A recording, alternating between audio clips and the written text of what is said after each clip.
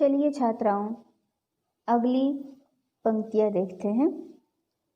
उजियारे में अंधकार में, कल कछार में, बीच धार में, घोर घृणा में, पूत प्यार में, क्षणिक जीत में, दीर्घ हार में, जीवन के शत शत आकर्षक अरमानों को दलना होगा, कदम मिलाकर चलना होगा।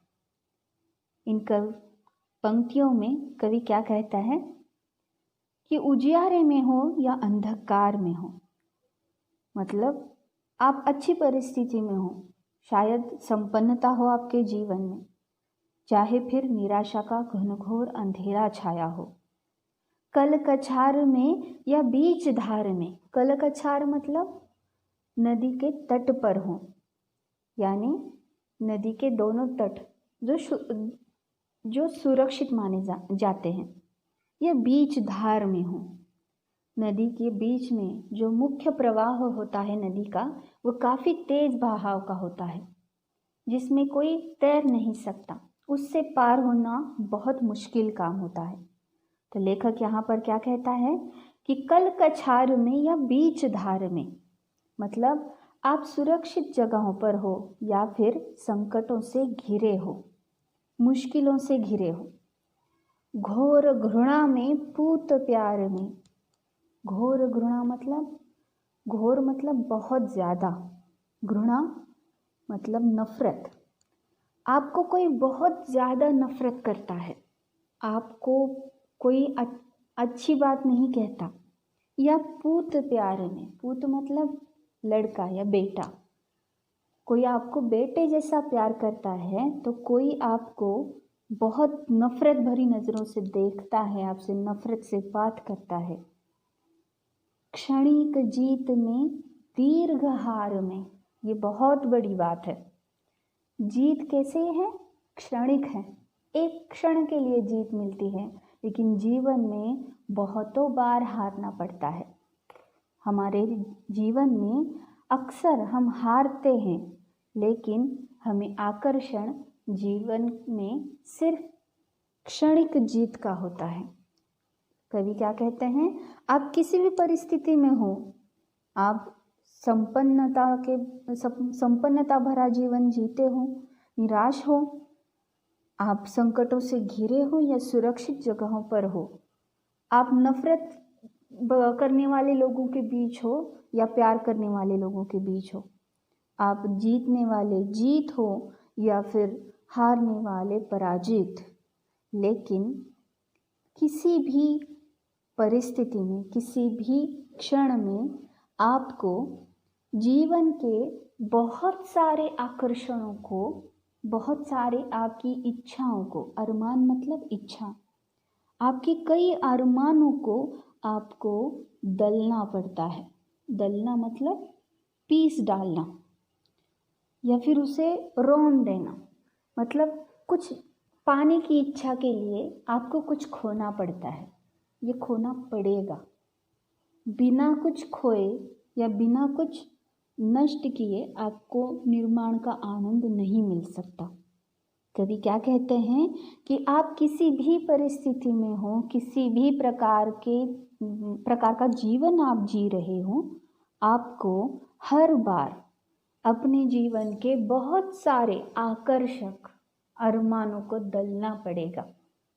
मतलब बहुत सारे ऐसे लोभ होंगे, बहुत सारी ऐसी बातें होंगी जो आपको मन से अच्छी लगती है, लेकिन इन सभी को आपको तिलांजलि देनी पड़ती है, इन सभी को त्यागना पड़ता है, और तभी आप एक दूसरे का साथ लेकर आगे बढ़ सकते हैं।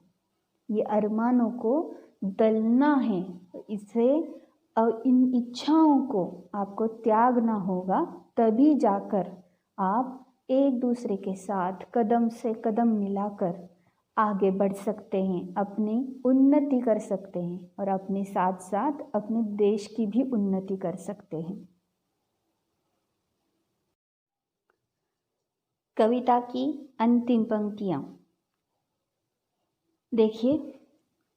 सम्मुख फैला अगर ध्येय पथ, प्रगति चिरंतन कैसा इति अब, सुस्मित हर्षित कैसा आश्रमश्लथ, असफल सफल समान मनोरथ। सब कुछ देकर कुछ न मांगते, पावस बनकर ढलना होगा, कदम मिलाकर चलना होगा। सम्मुख फैला अगर ध्येय पथ। सम्मुख मतलब आपके सामने।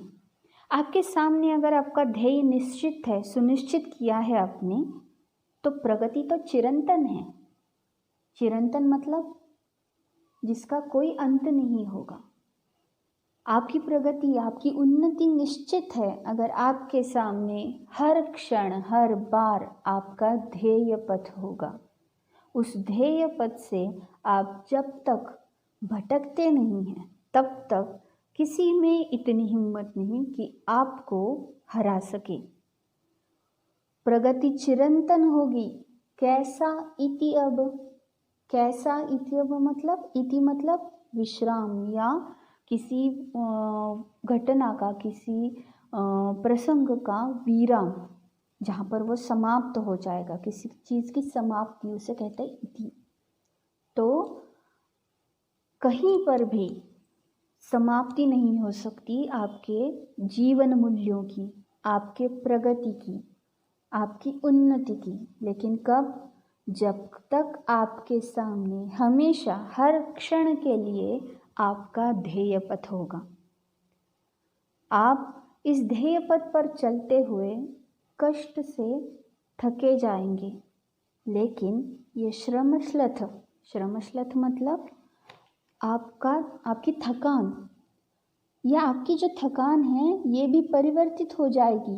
कैसे परिवर्तित हो जाएगी? सुस्मित और हर्षित चेहरे पर। जब हम बहुत अच्छा मन लगाकर कुछ काम करते हैं तो हम थक ज़रूर जाते हैं, लेकिन यही थकान हमें बहुत बड़ी प्रेरणा, बहुत बड़ी चेतना दे जाती है।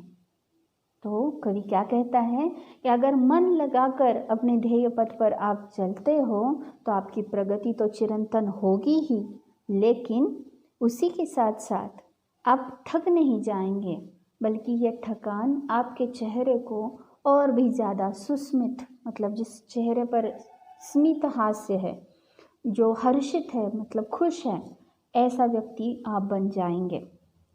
असफल सफल समान मनोरथ। यहाँ पर एक बहुत बड़ी बात है कि ध्येय पथ पर चलते समय मुझे सिर्फ सफलता ही हासिल हो, ऐसी बात बिल्कुल नहीं है। कई बार हम असफल ज़रूर हो जाएंगे, लेकिन उसी असफलता में से भी हमें कुछ ना कुछ तो सीखने को मिलेगा, कुछ अनुभव प्राप्त होगा।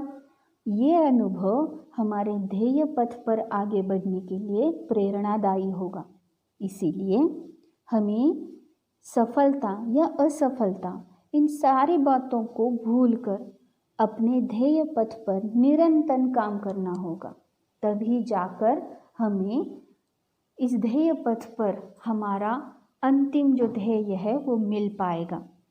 सफल असफल समान मनोरथ। मन में इन सफलता या असफलता के प्रति कोई भेदभाव नहीं होना चाहिए। मैं सफल हो जाऊं या असफल हो जाऊं, मैंने अपने जीवन में 100% प्रयत्न किए हैं। मैंने अपने जीवन के हर संकट का सामना करने की कोशिश की है। ये बात भी बहुत बड़ी है। और अंत में कवि क्या कहते हैं कि सब कुछ देकर कुछ न मांगते, पावस बनकर ढलना होगा। सब कुछ देकर भी, बिना किसी हिचकिचाहट के, अपने पास जितना है वो सब कुछ हमें देना है, तब पावस की तरह ढलना होगा। पावस मतलब बारिश। बारिश जब आती है तब उसके पास जितनी बूंदें हैं वो मेघ सारी बूंदें धरती पर गिरा देता है। वो तब ये नहीं सोचता कि अरे मैं इतने सारे बूंदें क्यों दूँ, मेरे पास तो कुछ भी नहीं बचेगा, कुछ थोड़ी बहुत बूंदें मेरे पास बचा लेता हूँ। ऐसा मेघ कभी नहीं कहता, पावस कभी नहीं कहता। तो इस पावस की तरह हमें क्या करना है? सब कुछ देकर कुछ न मांगते हुए, मैंने तुम्हारे लिए ये किया, उसके बदले में तुम मुझे ये दो, इस प्रकार का व्यवहार न करते हुए सब कुछ देकर पावस की तरह ढलना है, गिरना है। अपने आप जो कुछ भी तुम्हारे पास है उन सभी को बांटकर, सबको एक साथ लेकर इकट्ठे हमें चलना होगा। तभी हमारा जीवन खुशहाल हो सकता है। इसलिए हमें हमेशा ये ध्यान में रखना है कि भले ही जीवन में कितने भी संकट आए, कई बाधाएं आए, सुख हो, दुख हो, परिस्थितियां अनुकूल हो या प्रतिकूल हो, हमें इन सभी परिस्थितियों का डटकर सामना करना है। और हमारे जैसे कई ऐसे लोग होंगे, इन्हें आसपास इकट्ठे कर कदम मिलाकर उनके साथ हमें ज़रूर चलना होगा। ये हमारी हमेशा कोशिश रहनी चाहिए। तो चलिए इस कविता को सुनते हैं अटल बिहारी जी की आवाज़ में।